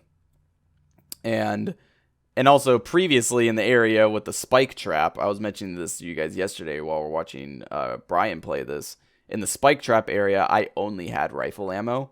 And so that area was a pain in the ass because you had to do the long animation of aiming in, looking at the light, shooting it, and then slowly panning over to another one. And then there's also the spider plaga. So taking care of those little things in your face with the fucking rifle was very annoying too, because that's all I had. I think I started that room and I was like, all right. Like I started looking up, and like a Las Plagas, the little crawly dude was like getting in the camera shot as it was like down below staring at Leon's ass. And then I was like, all right, not dealing with you assholes. Threw a flash grenade at my own feet, and it killed them as I'm like, all right, now to do the puzzle. Yeah. Like, I definitely consider those two separate things. Dealt with one of them before the other. The flash grenades that affect only enemies and not you. Well, in the minecart bit, I definitely, as much as I helped you out, Brian, I definitely gimped you because I saw there is a stop Yeah. where there's another lever and you have to shoot it, and if you don't shoot it, enemies just keep spawning. I intentionally said nothing. Me Just to see neither. how long you'd go. Yeah, I definitely spent a good 2 minutes, and like I think a good 2 or 3 grenades, decent amount of ammo, and I'm like, wait a second, I had to shoot the first one. There's a dude just standing in front of Yeah, and he's holding a torch. Yeah, he's like, holding a with torch. his- That's yeah, there for a he's very specific reason. Like he's the only Yeah, guy with a doing the torch. League of Legends standing there body with his block. back to me. Yeah, he's just body blocking. Play the game, Brian. And I shot him. She shot the lever. Started rolling. All right, we're good. Yeah. Yeah, you could easily just keep going as soon as you stop. Just shoot that and keep running. Like, okay, Yeah. done. Out. But also, luckily enough, the ones that I had killed did drop a little bit of ammo. It was kind of frustrating aiming at guys who were in other carts, popping them in the head, and sprinting to it to do the animation to try to get the kickoff. And I'd like pick up a grenade that was on the ground, or pick up ammo, or pick up, fucking 6 coins that somebody had dropped. I'm like, ugh. And by then they're at the stagger animation. They're throwing axes at me again. I'm like, ugh. That was just kind of the mechanics were getting in my way. So eventually the minecart goes barreling down a steep slope, only for it. It's like a big bank that bends down to the right and it spirals downwards, and you start flying down this motherfucker. It's Aiming goes to hell. Like you're not even like the enemies aren't even trying to pass over the minecart. Yeah, anymore. They're just like, oh it god. looks like they're just holding Why'd I on, do going like, this? I'm fucked. Yeah, just holding on for dear life. Yeah. Eventually it starts barreling towards a broken bridge, but as you come across it, Leon escapes by using his action man powers and leaping across and pulls himself by using the power of the script. He leaps across and makes his way because he uses the momentum from the cart to like fly across this fucking gap. And then he pulls himself to safety because you grab onto a ledge. Pulls himself to safety with the help of QTEs. After that, you get the seal of sacrifice, which is what's is gonna unlock the door. And so you go back up and slot it into the block door, pass through it, go down another elevator. That ends chapter 4-3, which is the shortest chapter of this section. So now we're on to the last chapter, 4-4. This chapter is like chapter 4-1, where they just throw just encounter after enemy encounter after enemy encounter, just one after the other, constantly. So you end up at another section of the castle, and you come across basically a giant statue of Salazar, and you're kind of like, oh, okay, sick. And then but as you the goddamn Salazar Gundam. as you continue on, there's a pathway going across some water, but then 2 sections of the pathway get lowered down into the water because some sort of cultist activated something preventing your access because you can't swim. So then the Salazar statue begins to move. His arms become to like move up and down, so you use that to jump across, get to other levels. And you fight off some cultists, and you activate some switches to bring the platforms back up so that you can proceed, yada, yada, yada. So it's a whole new encounter. It's kind of a fun encounter because you get to really fuck around with the cultists that are like on the hands. You can just shoot them and they fall off. Sometimes they like don't know what to do and just run in circles as they wait for the platform to get to a level where they can jump. So it's just kind of funny to observe, I guess you could say. But once you get everything done, as you leave, the giant Salazar statue literally like comes to life pretty much and fucking begins to chase you. It's just like the game just when you think the game can't get more and more ridiculous, it starts to get more ridiculous. It's funny. Yeah. So you run outside through a little side door, which is next to like a big giant one. But once you get outside, the thing continues to chase you and smash through the giant one.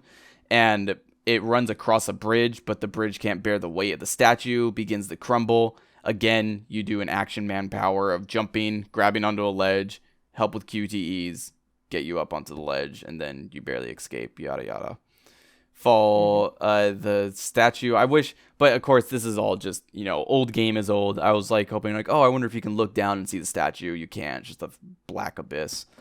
Then you enter the large tower that you're making your way to, and you once again come across Salazar again. And so he talks about some ritual that they're going to do with Ashley to make her become one of them. Leon says that... Even though she kind of is already, because they're both infected with... Yeah, it's probably more of just kind of like some sort of like... I guess you could think of like kind of like a baptism kind of thing. I don't think it's really like anything. Yeah, that's probably... That's the way I was thinking about it. So Leon says something along the lines like, this isn't a ritual and that it's terrorism. Salazar then replies, isn't that a popular word these days? And I would like to just talk about literally that phrase right there. We were so young and different. Yeah. It was a different time. Yeah. Remember 2004? How old were you then? God, I was 10. Yeah.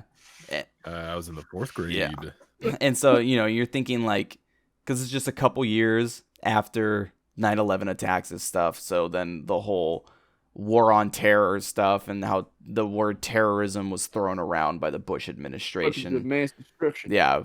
Like just all over the place. And it's just kind of like seeing that now, you kind of like, or not seeing that, hearing that now, you kind of just realize like, oh shit, like they kind of like, they went there pretty much because it was to stay a little topical. I could commend them for that. Exactly. Yeah, it's like a mentioning it because it's like there's no discourse in the game about it. It's not a part of the game, but just that line, just dropping that in there of like, isn't that the popular phrase these days? Yeah, I was like, little current of edgy, little brave. Yeah, and so like I appreciated that. I think it's fucking cool.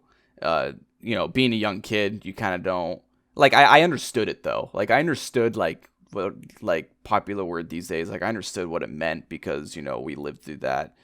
When we were kids. It really was. It was kind of sweeping America for the longest time. Yeah. It was kind of what we were all thinking about a little bit, at least. Yeah.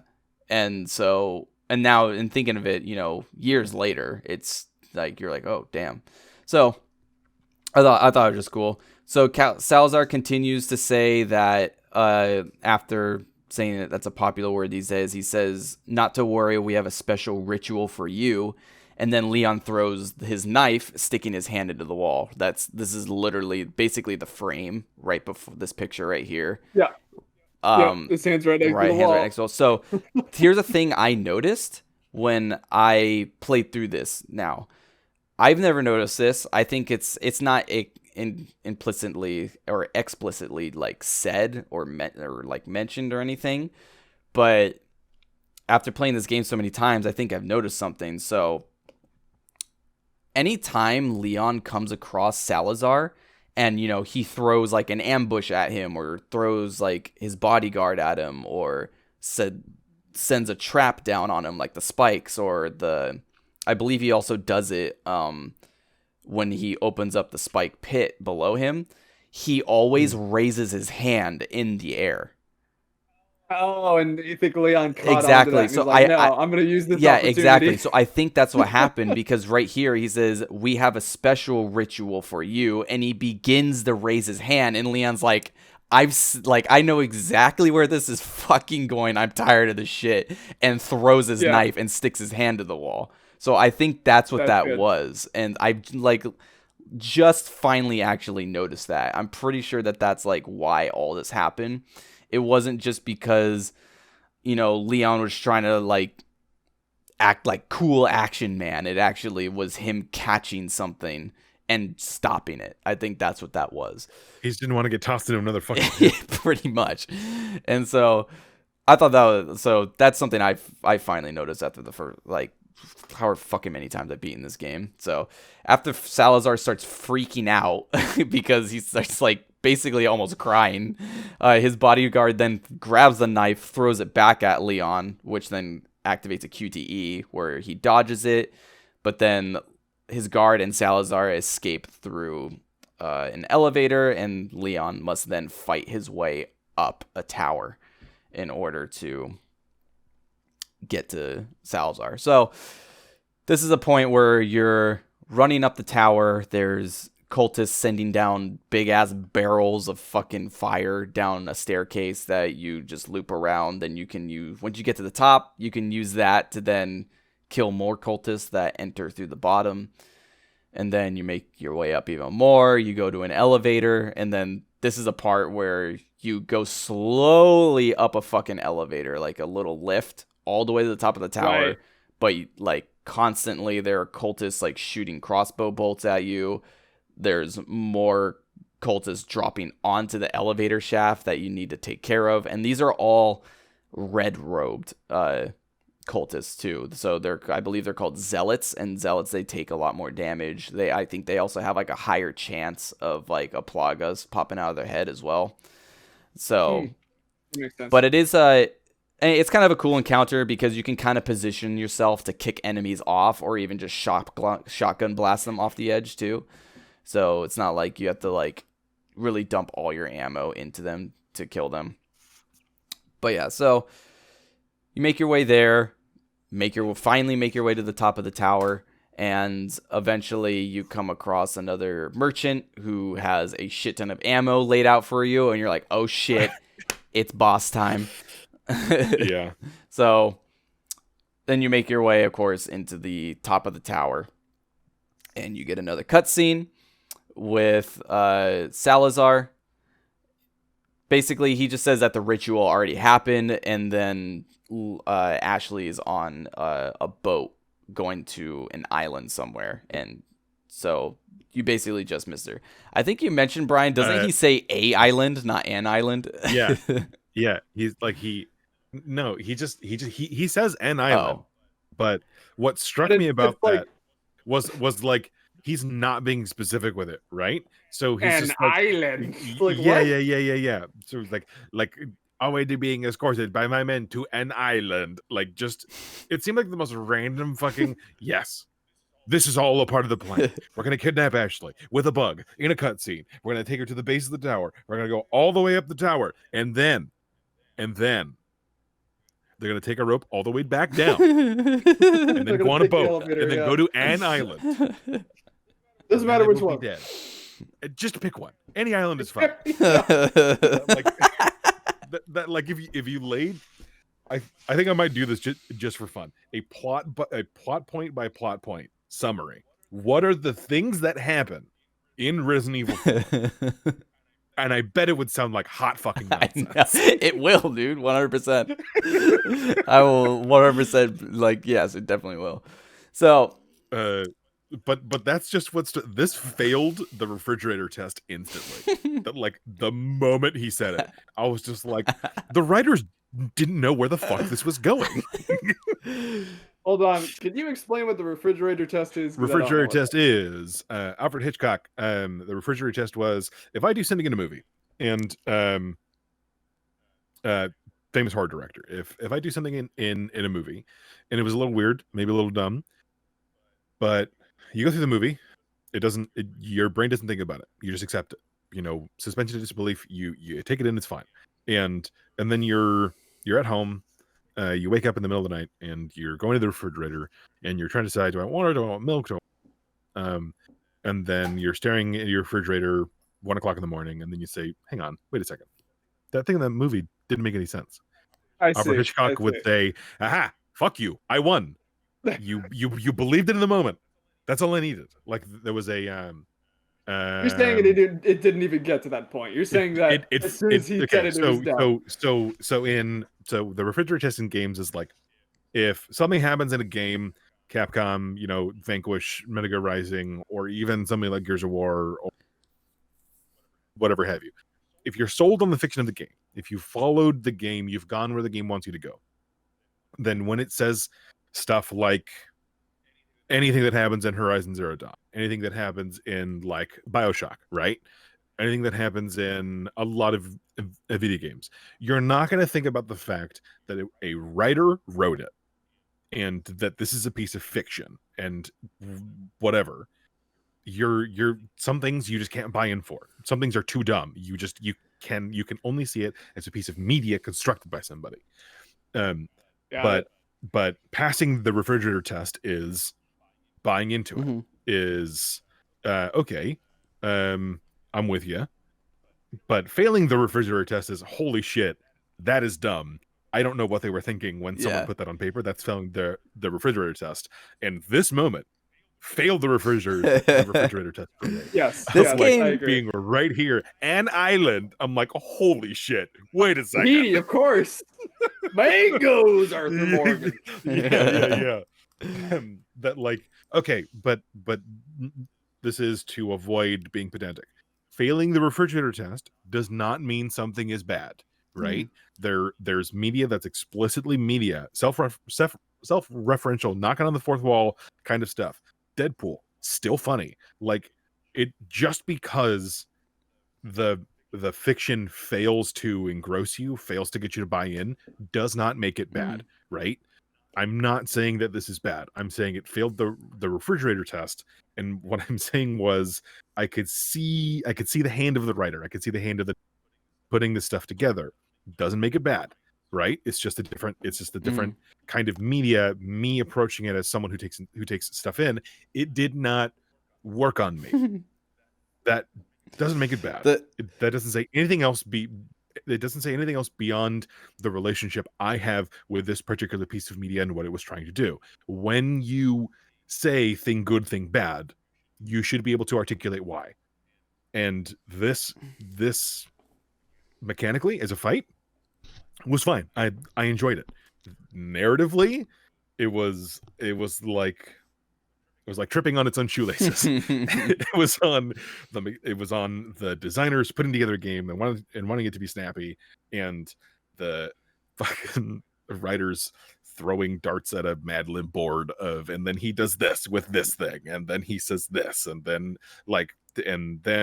he pushes a spin the wheel button that makes Leon suffer from a spin the wheel pit trap. All right, cool. We got it. Like that's what this felt like. It felt like I was watching the rails come off of it.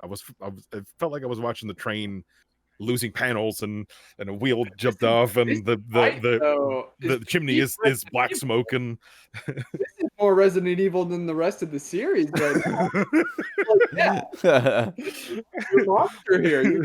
That's this whole series, man. Is monster fights. I disagree. Is what I say. But anyway, wow. Ian, please continue. Okay. But that's also my perspective. Not someone who is super personally familiar with only like tangential, only osmosis exposure to Resident Evil and what Resident Evil tries to do and what the spirit of the games is really about. Like Ryan walked in this game. No, this game is super fucking campy. That's part of it. That's core to its identity. And me really, without the context of the other games, having a really hard time trying to figure out whether this game was playing it straight or deliberately trying to have fun with it, because it's doing the, Las Plagas, it's doing the sci-fi, it's doing the Chainsaw Man, doing the all that horror nonsense, people stapled to walls and all that stuff, but also no thanks, bro, and hasta la vista, baby. But it's also doing that stuff. Yeah, it's a blend. It's a synthesis. The Resident Evil has always balanced that. But me personally, without that context, this scene, weird that this is the straw that broke my back.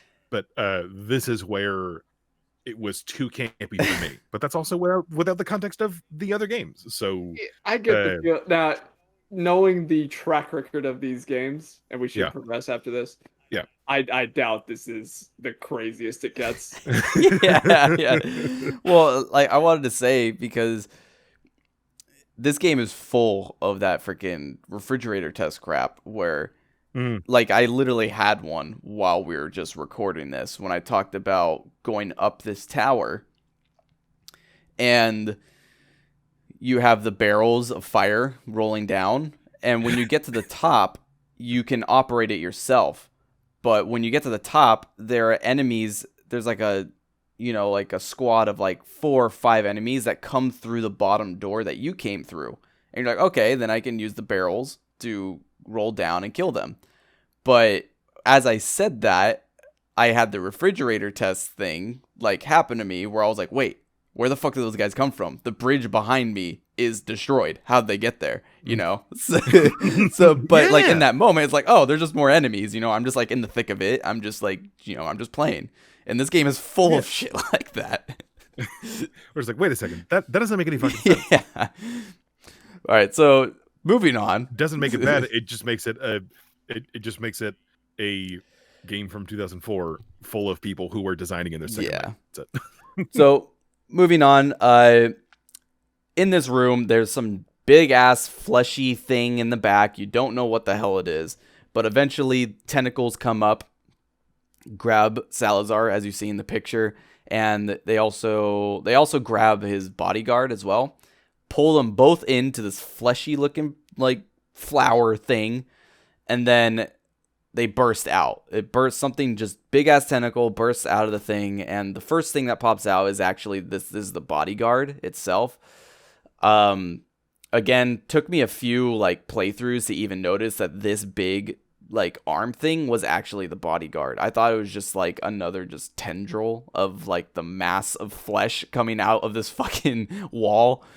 Well, it's because we hardly ever get a good. I think that there are a couple of shots of not close up, but what the bodyguard's faces look like. Yeah, and the fact that he and Salazar get pulled into it, and the other significant thing is Salazar. Like, I guess this is supposed to be a hey, this is what it did to them. This is the boss. Like, come on, get your gun out, fight the monster. But if you hadn't have pointed that out, I also probably wouldn't even exactly. Yeah. And Ryan, you didn't notice that either. Like, yeah. One of them is clearly Salazar, and the other one is part of a monster in a Resident Evil game. I'm just gonna shoot. Exactly. But if you notice, like, oh, like the mandibles match up, like how like and if you look at it, you're looking at it right now. It's like, okay, that's just a more grotesque version of what the bodyguard looks like, because you know what the bodyguards look like without the robes because you fought one, and so the other one just looks the same pretty much. But I also didn't realize that the assassin monster you fight, it was the bodyguard. Literally just didn't understand it. Are you serious? Like, oh wow. Yeah, like it didn't connect. and then I think Ryan to the Salazar, but it said my right hand to deal with you, and I'm like, oh, okay. That, I don't know why I didn't get it. I don't know why that didn't click for me. Also, whenever this thing comes out and you see like Salazar come out of his little blossom and scream, fucking Leon just goes like says the cheesiest shit. Like, for me, this part is like, no matter all the shit he says is cheesy as fuck, but for whatever reason, this is the cheesiest one for me. Where he goes like, totally monsters. Right. Guess after this one, it'll just be one less to deal with. But it's just kind of like, bro, this is literally the biggest thing you've probably fought in your life, and you're just like, oh, sick, cool. Even objectively, yeah. I mean, granted, he does objectively following that logic. This is a monster that was just created, you dumb bitch. Like, it's gonna go back to where it was. Thanks, Leon. I mean, granted, he did fight William Birkin in the second game in Resident Evil 2, so that is just kind of like a mass, but like it definitely wasn't as big as this. But yeah, but that's like from damn near the very beginning. Leon is not someone who reacts to things like a normal human. Yeah, he just action movie star action. He is just action movie star action man. The second, that's like, but that weirdly enough is, I accepted that fiction from like the moment Leon was on the screen with that hair and reacting to everything around him in that way. I believed that that's how Leon. I did not. From the very beginning, believe that Leon was a realistic character who would react to things like a normal human being would. But that's part of the fiction and informs his character. Baby. Yeah, and that works. Leon is a very entertaining character. Excited to see what other bonkers places this game goes, and if anything that Leon ever goes through would ever get him to, wow, this shit's crazy. instead of just like, huh. Ian, how many chapters are in this game? The next episode will be the end of the game. Okay. Yeah. Oh, okay. Yeah. So, so you, of course, you fight Salazar. Yeah, basically the thing is kind of like a wash, rinse, repeat kind of thing where you shoot the eyeball on his bodyguard, and then it kind of like stuns him, and then that opens up like a flowery kind of a thing that protects Salazar, and you get to shoot him a few times.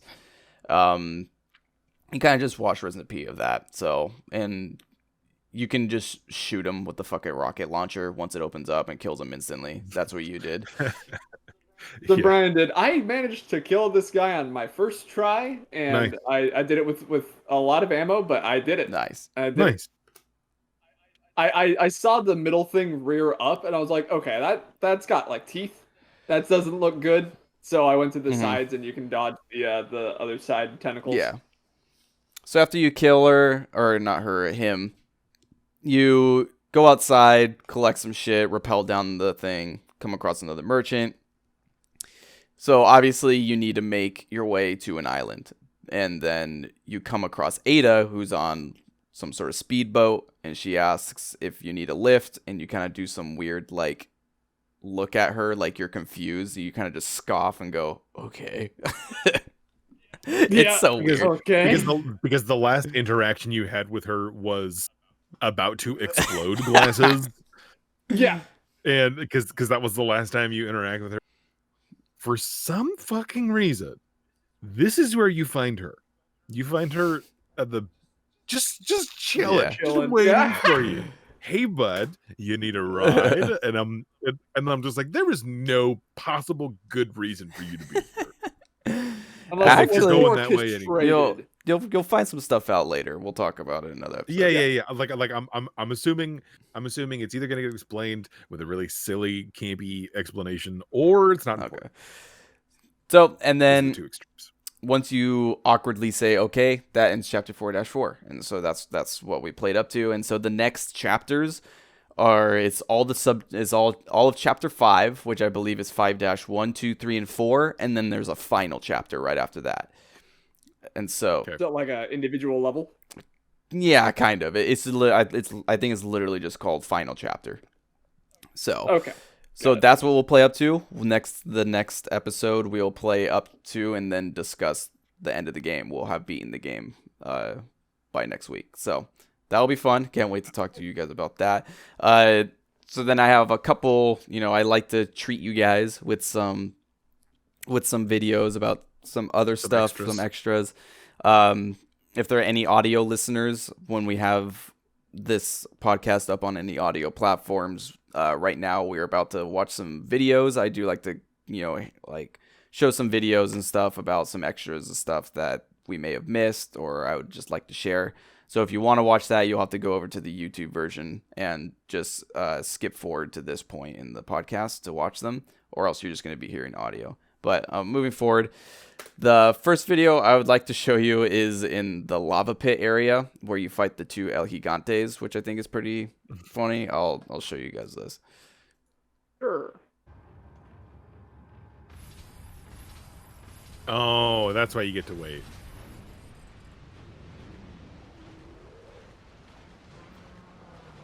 Oh no, I know what's gonna happen. God damn it. Is he gonna get pulled or what? Thumbs up. I died to this. Yeah. He did this to me in one of my attempts. I was like, motherfucker. Oh, okay, so you did? So I'm surprised at that because you didn't mention it. So I forgot about it. But it almost happened to you, Brian. You didn't notice though. Oh. So you drop one of the guys you drop one of the El Gigantes into the lava pit. So they thrash around and fall in. They always pop up again, I believe. They always pop up again, but you just have to be standing close, so you could be fighting the other guy and not even notice, because I think that's what happened to you. You were standing near the pit, but you were maybe 3 or 4 feet away from the edge, and so you're looking up at the other El Gigante, and I believe you're shooting at him, and then I saw the at the corner, like the side, I saw some lava splash The first around. one burst back out of the I lava. saw like splash of lava. I was like, oh shit, he's about to get grabbed, but then you didn't. So like, you could have gotten grabbed, and I'm not gonna lie, I was kind of hoping you would, because it would have been funny. It would have been really funny, but yeah, probably. I probably would have been so mad. but so that's just a funny like little cool extra yeah. way you can like die, because there's kind of like a lot of little like cool hidden deaths in this game that you can experience. So lots of times I like to show you guys that.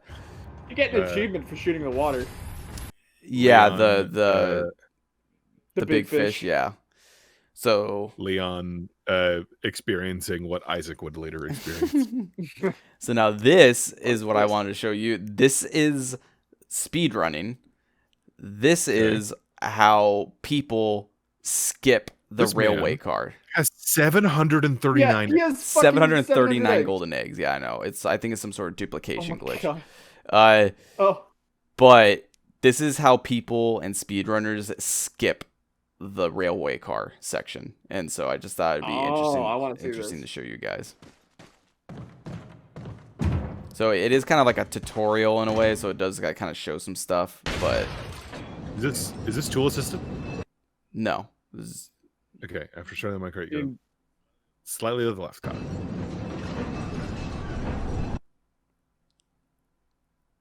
This would piece overlap. When this happens, you have to take a small step back and then jump immediately.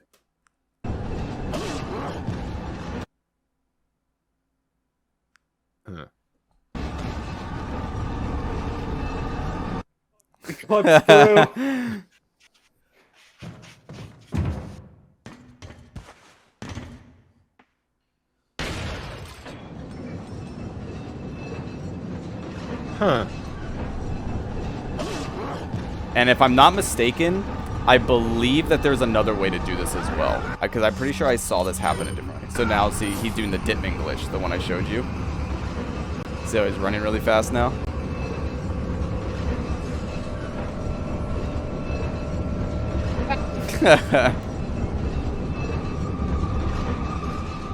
Now I'm out. And then he's going to the end of it. You get back inbounds eventually. Like that. Huh. Race to the finish line, I always follow the tracks.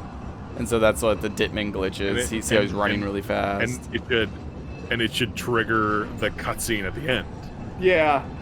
And he'll jump by himself. Yeah, he'll jump by himself. No minecart.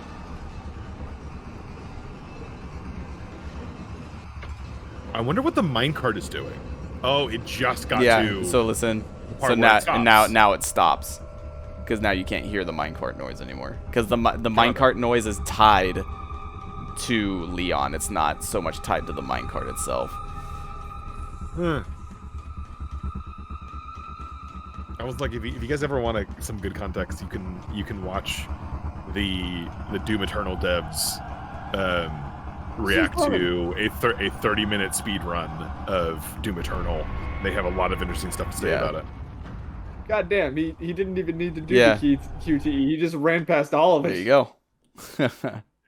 Damn. I think this is the same video. Yeah, it is. Yeah. Damn. Professional dev studio, by the way. 200 years of game design. That's super, super interesting. They were designing games for George Washington. Yeah. But yeah, there we go. So that's the end of this chapter. So how are you guys feeling after chapter 4 with the ramp up in action and ridiculousness? I'm excited to beat this game. I am a little bit into. I beat 5-1. I am not going to spoil a goddamn thing for Brian because I want him to experience that. I am very interested to see what happens after that. You know what I'm talking about, Ian. Definitely. All right, I'm looking forward to it. We'll have to cross the bridge when we get there. Yeah, so we'll reconvene again later on, most likely next week, of course. And then so basically beat the game. That's your goal. And then from there's some like extra stuff like after you beat the game that kind of unlocks. So after our recording of the next episode, we'll kind of discuss if we want to go through that stuff.